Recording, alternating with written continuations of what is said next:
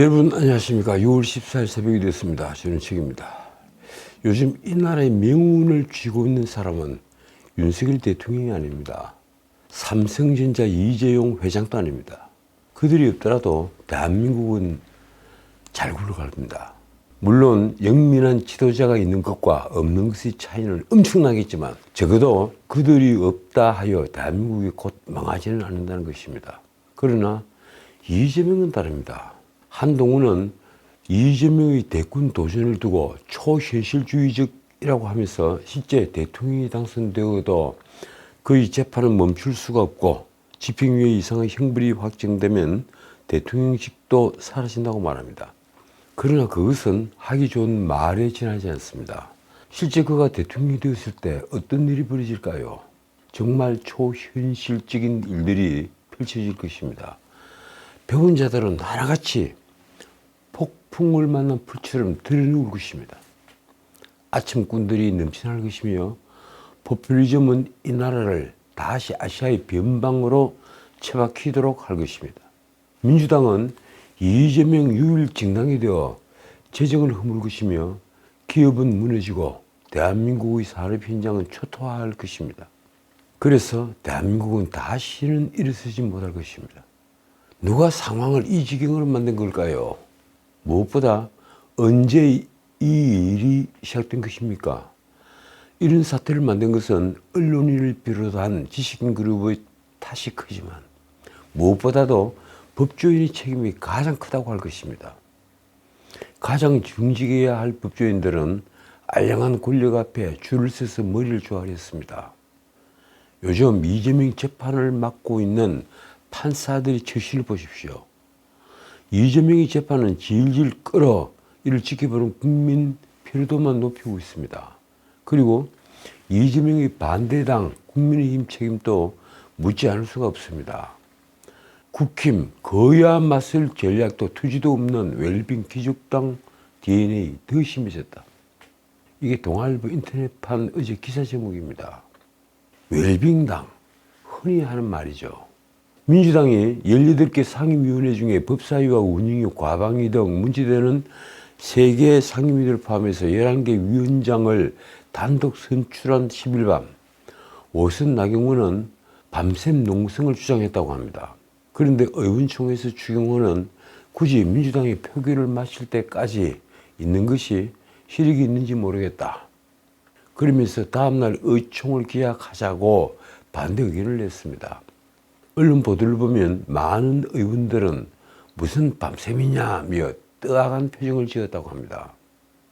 민주당이었으면 어땠을까요? 국민의힘은 이처럼 무력합니다. 우리는 그들을 이제 온실 속 화초 혹은 책상 물림 이렇게 부르는데 아주 익숙해져 있습니다. 그런 책상 물림이라지만 이번 22대 국회는 역대 최약체 여당이라는 평가를 받고 있습니다. 벌써부터 그렇게 평가를 하고 있습니다. 동아일보의 표현이 이렇습니다. 거야에 맞서 정치력을 발휘해 난국을 타개할 전략도 투지도 없는 웰빙 기족당 DNA가 더 심해졌다. 여하튼 국민의힘은 11일부터 사흘 연속 의총을 열었습니다. 사흘 연속입니다.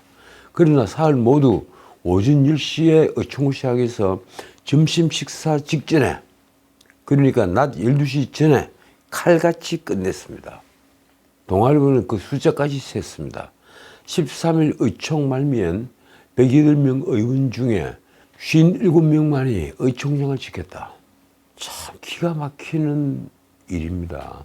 이게 집권 여당 국민의힘의 수준입니다. 그러면서 동아일보는 이렇게 썼습니다. 민주당이었다면 진작 국회 광장에 나가 밤샘 투쟁을 벌였을 텐데 절박함이 없는 귀족당의 한계다.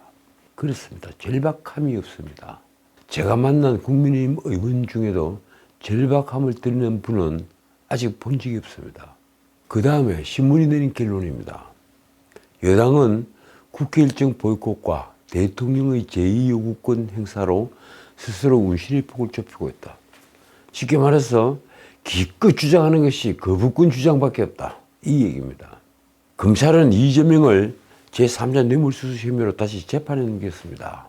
윤석열 정부에서 검찰이 이재명을 기소한 것은 이번이 5번째. 지금까지는 서울중앙지법에서 합의 33부, 합의 34부가 월요일과 화요일 그리고 금요일 재판을 했습니다. 대장동 사건부터 위정교사 그리고 공직선거법 위반 재판이 열렸지만 이재명은 여의도에서 50km나 떨어져 있는 수원지방법원에서 특정범죄 가중처벌법상 뇌물죄, 이게 제3자 뇌물수수입니다. 그리고 외국환 거래법 위반, 또 남북교류협력법 위반 재판을 동시에 받기도 했습니다. 아마 수요일 아니면 목요일 날 길이 잡히겠죠. 이 사건 관련자들은 대장동 게이트 관련자처럼 모조리 구속되었습니다. 그런데 지난해 9월 대북 송금 의혹과 관련해서 검찰이 이재명의 구속영장을 청구를 했을 때 서울중앙지법 판사 유창훈은 방어권을 보장해야 한다며 기각을 했습니다. 같이 영장을 청구했던 범죄 내용 중에 위정교사는 인정이 된다는 결정까지 하면서 말입니다. 이번 기소는 그 구속영장 기각이 있은 지 9개월 만입니다. 다시 정리하자면 범죄 내용은 이렇습니다. 검찰은 이재명이 경기도지사에 있던 2019년 1월부터 4월까지 경기도가 북한에 약속을 했던 스마트팜 지원 비용 500만 달러. 이게 당시 환율로는 약 60억 원 정도가 됩니다. 1달러 1,200원 시대니까 말입니다. 이 500만 달러를 상방울 김성태가 대납을 하도록 했다고 판단했습니다. 또 이재명은 2019년 7월부터 2020년 1월 같은 방법으로 자신의 방북 비용 300만 달러, 요건 당시 환율로 약 35억 원이 됩니다. 이 300만 달러를 상방울 측이 북한에 송금을 하도록 시켰다는 혐의도 받습니다. 그러면 그 대가는 무엇일까요? 검찰은 상방울 대북 사업에 대한 경기도의 지원과 보증을 약속했다고 봤습니다. 검찰은 이재명과 함께 이미 징역 9년 6월을 받은 이화영을 뇌물 혐의의 공범으로, 제3자 뇌물 혐의의 공범으로, 그리고 김성태를 뇌물 공여 혐의로 추가 기소했습니다.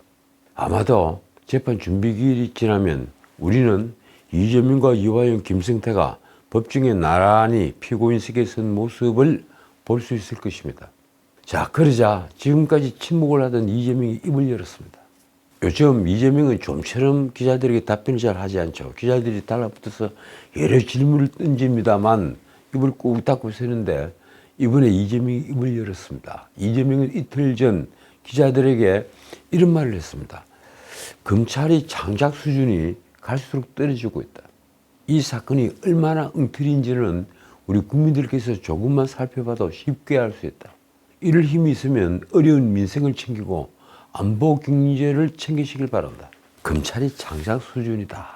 소스를 쓰고 있다. 이런 표현을 자주 쓰죠.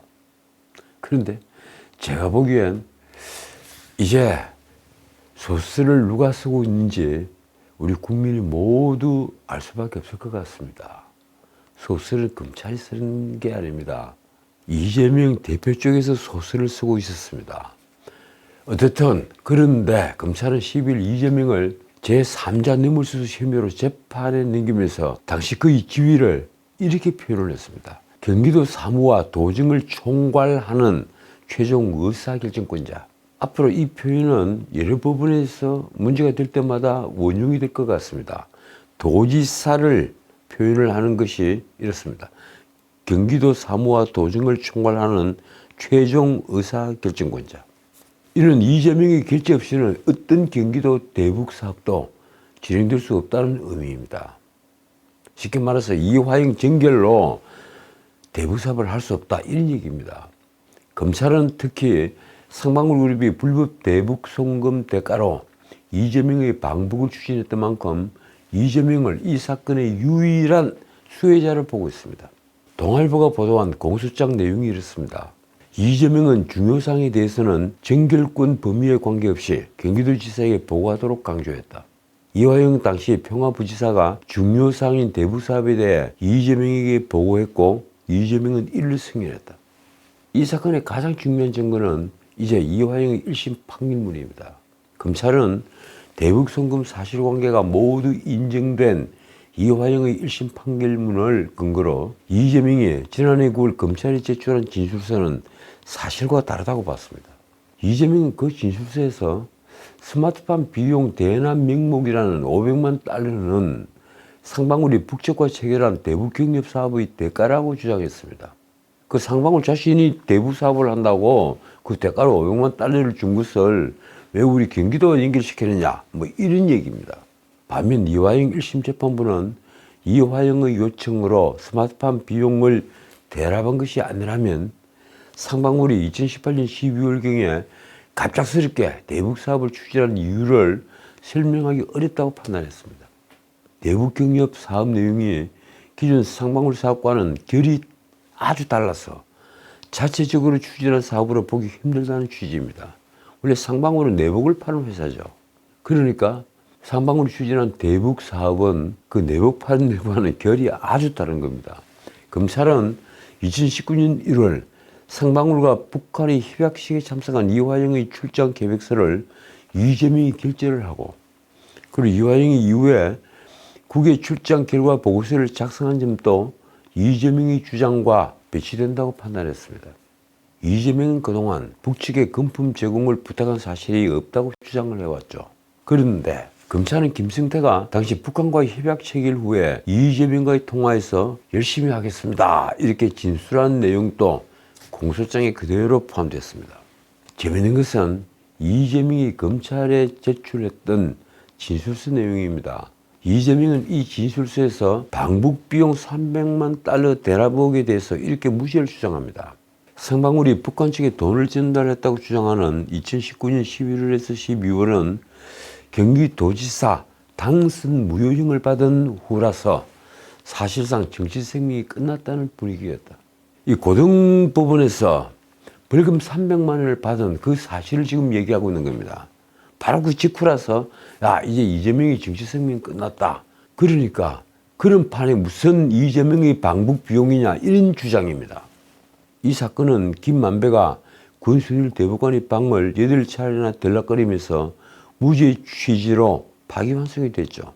그러나 검찰은 같은 해 9월 6일 이재명이 공직선거법 위반 혐의 항소심에서 벌금 300만 원을 받은 5일 후에 북한에 발송된 경기도 공문에 주목을 합니다. 바로 벌금 300만 원을 받아서 모두 다 끝났다는 분위기에서, 그런 분위기에서는 나올 수 없는 대북 공문을 보낸 겁니다. 경기도는 9월 10일자 그 공문에서 태풍 피해 복구 협력을 위한 이재명의 방북을 북측에 요청했습니다. 그리고 뒤이어 11월엔 민족협력사업회의를 명목으로 재차 방북을 요청했습니다. 이화영 1심 재판부는 이렇게 판시했습니다. 상고심에서 유무죄 판단 변경 가능성이 충분히 예상된 만큼 항소심 선고로 방북 추진에 장애가 발생됐다고 볼 수 없다. 특히 검찰은 이화영이 그 12월 언론 인터뷰에서 이재명 지사의 방북 경비는 벌크캐시, 이 벌크캐시는 뭉칫돈이라는 의미입니다. 그 경비는 벌크캐시 한도가 있다고 말한 점을 주목합니다. 이를 상방울이 대납한 방북 비용을 암시한 정황 증거라고 보고 공소장에 포함을 한 것입니다. 이화영이 인터뷰에서 물밑에서는 지속적으로 방북 협상을 해왔다고 한 만큼 이재명이 이를 몰랐을 리 없다는 게 바로 검찰의 판단입니다.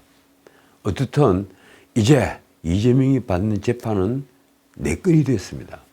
이 중에 비교적 쟁점이 간단한 공직선거법 재판과 그리고 위증교사 재판은 멀지 않아 1심 결과가 나올 겁니다.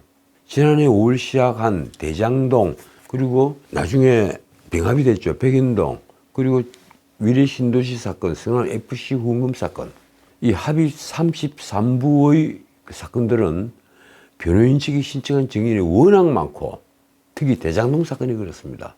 워낙 증인이 많고 쟁점이 복잡해서 1심에만 앞으로 1년 이상, 아니 2년 이상이 걸릴 거라는 관측이 많습니다. 이 집중 심리를 하지 않으면 이 재판은 언제 끝날지 모르겠다, 이런 말이 나오고 있습니다.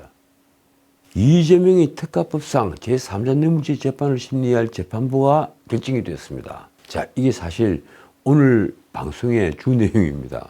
이 사건 역시 이화영을 재판했던 수원지법 형사11부 신진우 부장판사가 심리를 맡습니다.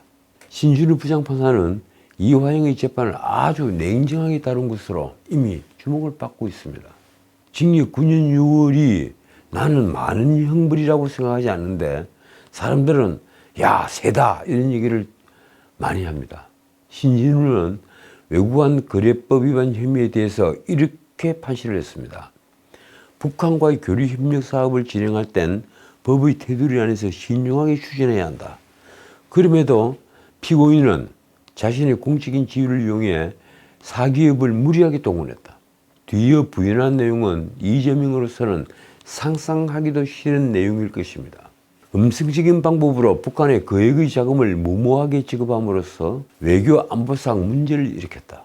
이는 비록 남북 교류 협력 사업의 추진이라는 정책적 목적이 있었다고 하더라도 그 비난 가능성이 높다. 쉽게 말해서 이재명이 추진했던 대북 교류 협력 사업은 비난 가능성이 아주 높다. 이런 판시입니다. 지난번 법관 인사이동으로 또다시 재판부가 변경될 뻔했는데 수원지법 법관사무분담위원회는 재판 진행 상황 등 재반 여건을 고려해서 신진우 부장판사 유임을 최종 확정했습니다. 앞서 신진우 부장판사는 수사 정보를 넘겨받는 대가로 경찰관이 청탁을 들어준 혐의로 기소가 된 전 성남시장 은수미, 이 은수미를 징역 2년에 처했고 법정 구속한 적이 있습니다. 이재명이 후임자였죠. 또 신진우 부장판사는 최근 대장동 개발 사업과 관련해서 성남도시개발공사 설립조례안 통과를 청탁한 혐의로 기소가 됐던 화천대유 김만배에게 징역 2년 6월을 선고한 바 있습니다. 성남도시개발공사 설립조례안을 통과시킨 혐의로 기소된 전 성남시 의회의장 최윤길에게는 징역 4년 6월을 선고했습니다. 집행유예로 거의 풀어주지 않습니다.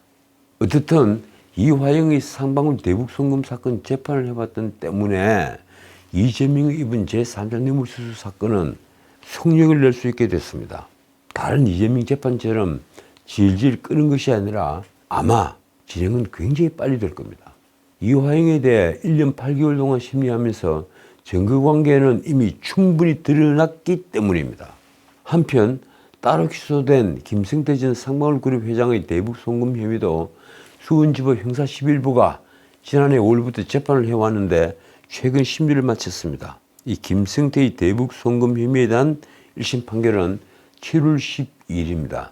제3자 뇌물 공여죄 그리고 남북교류협력법 위반 이런 범죄들입니다. 그런데 이화영의 재판이 왜 2년씩이나 걸렸을까요? 그건 아마 여러분들도 많이 알고 계실 겁니다. 이화영은 작년 10월에도 또 재판을 끄는 짓을 했죠. 재판부가 불공정한 재판을 하고 있다며 신진우 부장판사에 대한 기피 신청을 했습니다. 그리고 기각을 하니까 항고를 하고 또 재항고를 하고 이래서 77일 동안 재판이 멈췄습니다. 이 기피 신청은 말씀드린 대로 항고, 재항고를 거쳐서 대부분에서 이유 없다 이렇게 최종 기각이 됐습니다.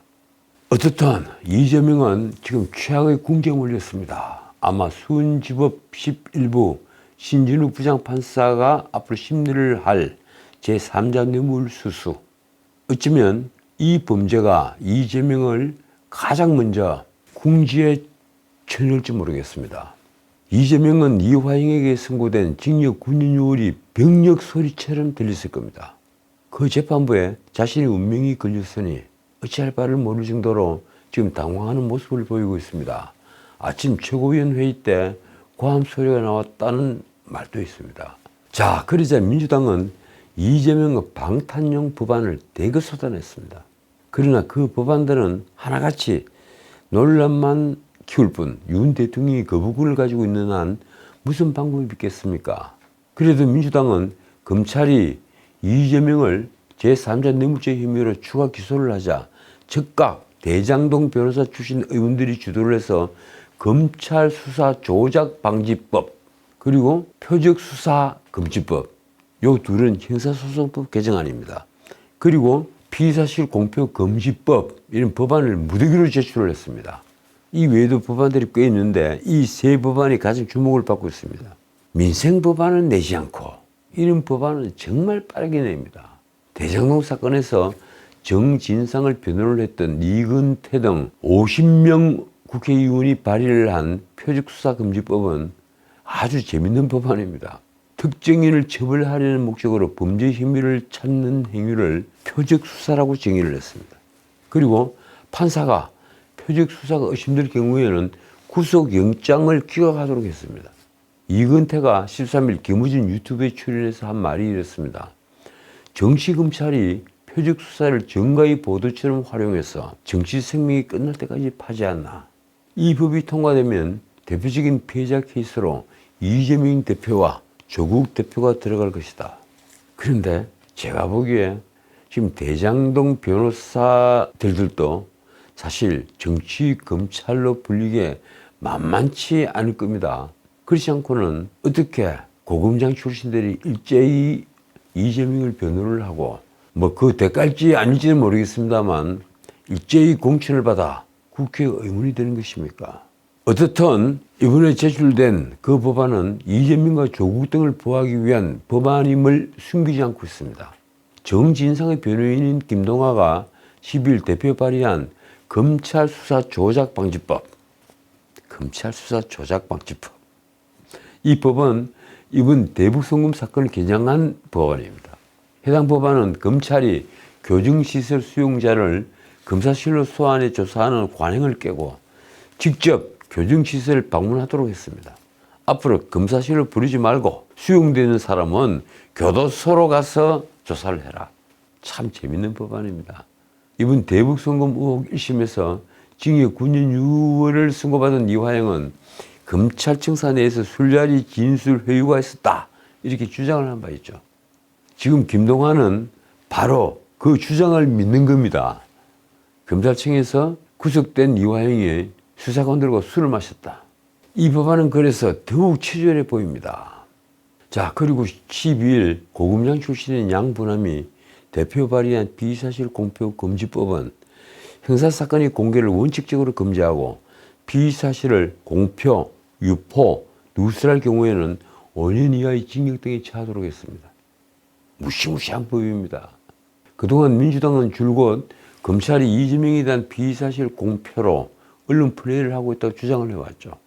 그런 비사실 공표를 원천적으로 막자 이런 얘기입니다. 한편 6월 3일 이승윤이 대표 발의를 했던 대북송금특검법은 당 차원에서 아마도 추진할 가능성이 높습니다. 어쨌든 법안 발의뿐 아니라 이화영에 대한 1심 판결 후 민주당의 사법부에 대한 압박은 지금 전방위로 진행 중에 있습니다. 민주당 정치검찰 사건조작특별대책단은 13일 기자회견을 열고 이화영의 판결문을 조목조목 반박을 했습니다. 이들의 주장입니다. 수원지법의 판결은 절차적으로 반인권적이었다. 실체적으로도 객관적 물증에 반하는 증거 판단 그리고 증거와 정황을 종합적으로 보지 않는 편파적인 사실 인정, 설득력이 없는 법리 판단으로 일관된 검찰의 의견서를 그대로 수용한 편파적 판결이다. 한편 민주당은 최근 수사 검사 탄핵에 이어 판사 탄핵도 거론하고 있습니다. 그러니까 검사도 탄핵하고 판사도 탄핵하고 자신들에게 반대하는 법조인들은 무조건 탄핵하고 보겠다. 이런 주장입니다. 대책단장인 민영배는 기자회견 후에 백브리핑에서 신진우 부장판사에 대해서 이렇게 말했습니다. 기본적으로 퇴출돼야 한다고 본다. 그 방법이 어떤 게 있을지 검토해야 한다. 그래서요, 누가 누굴 퇴출해야 한다고 주장을 하고 있는지 저는 가끔가다 곤란을 느낍니다. 원내대표 박찬대는 지난 10일 페이스북에서 신진우 부장판사를 비판하는 글을 공유한 뒤에 심판도 선출해야 한다고 썼습니다.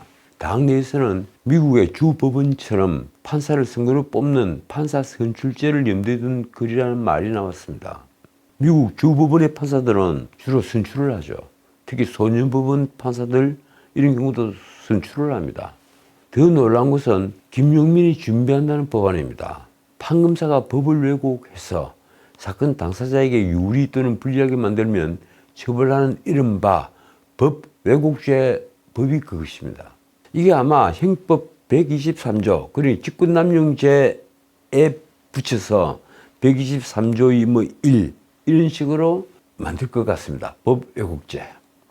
그 형법 개정안입니다. 도대체 제 정신들인가요? 고려대 로스쿨 교수 장영수의 말입니다. 충분한 검토 없이 아니면 말고식으로 온갖 종류의 법안이 나오고 있다. 대통령 거부권 행사의 정당성만 덮여주는 하책이다. 정말 하지하책입니다.